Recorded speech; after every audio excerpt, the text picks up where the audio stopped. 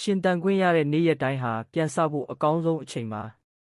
မနက်ခင်းတိုင်းဟာသူ့အချိန်ရောက်လာရင်တိတ်တဆိတ်လေးပြန်ရောက်လာလိမ့်မယ်နေအောင်ကြီးလဲအော်ဟစ်ပြီးထွက်မလာပါဘူးလေပြေကလည်းသူ့အကြောင်းလူတိုင်းကိုသတင်းမပို့ပါဘူးဒါပေမဲ့တဘာဝတရားကတော့နေ့တစ်တစ်နေ့ကိုအမြဲတမ်းပေးနေပါလိမ့်မယ်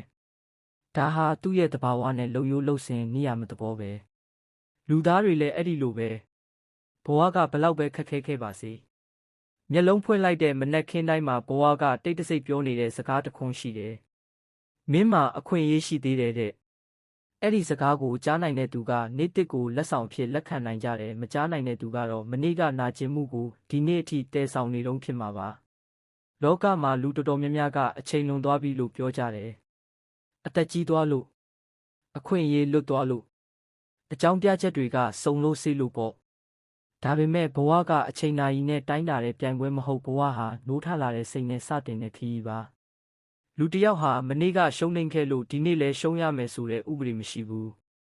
မနေ့ကငိုခဲ့လို့ဒီနေ့လဲငိုရမယ်ဆိုတဲ့ကံကြမ္မာလည်းမရှိဘူးတကယ်ရှိတာကအသက်ရှင်နေသေးတဲ့၍ပြန်ရွေးချယ်နိုင်တဲ့အခွင့်အရေးပဲဖြစ်တယ်တစ်ပင်တစ်ပင်ရဲ့ဥပဒေသားအတိုင်းလေຫນွေဦးရောက်လာတဲ့အခါအရွက်တစ်တွေပြန်ဖူးတယ်တဘာဝတရားကတစ်ပင်ကိုတင်ပေးထားတဲ့သင်ခန်းစာကရိုးရှင်းတယ်ဆုံးရှုံးခြင်းဟာယာတိစာတစ်ခုသာဖြစ်ပါတယ်လူသားတွေအတွက်လည်းအတူတူပဲပေါ့ကြာရှုံးခြင်းဟာကိုယ့်နာမည်မဟုတ်ဘူးအခိုက်အတန့်တစ်ခုသာဖြစ်တယ်လို့နားလည်ရမှာရှင်တန်ခွင့်စိတ်ရှိတဲ့သူဟာငါဘယ်နှခါလဲကြခဲ့လဲဆိုတာကိုဘယ်တော့မှမတွက်ပါဘူးငါနောက်တစ်ခါဘလို့ထမလဲဆိုတာကိုပဲစဉ်းစားတာပါအောင်မြင်တဲ့သူတိုင်းရဲ့နောက်ွယ်မှာအစအသစ်တွေအများကြီးရှိခဲ့ဘူးတယ်တချို့ကအသက်20မှာတချို့က40မှာတချို့ကအားလုံးဆုံးရှုံးပြီးမှပြန်ဆခဲ့တယ်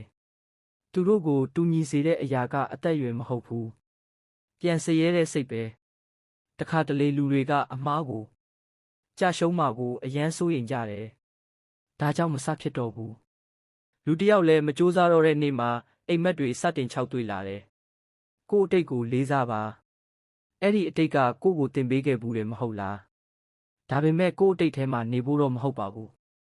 အဲ့ဒီနေရာကသင်ခန်းစာယူဖို့နေရာပါအမြဲတမ်း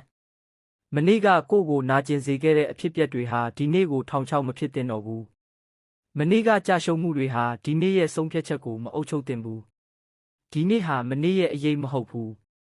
ဒီနေ့ဟာအနာဂတ်ရဲ့အစဖြစ်တယ်တနေ့တာရဲ့အစမှာကိုမေးကြည့်ပါဒီနေ့ငါဘာအသစ်ဆက်နိုင်တယ်လဲပေါ့ရှင်တန်ခွင့်ရတဲ့နေ့ရက်တိုင်းဟာပြန်စဖို့အကောင်းဆုံးအချိန်ဖြစ်တယ်လို့အားပေးခြင်းတယ်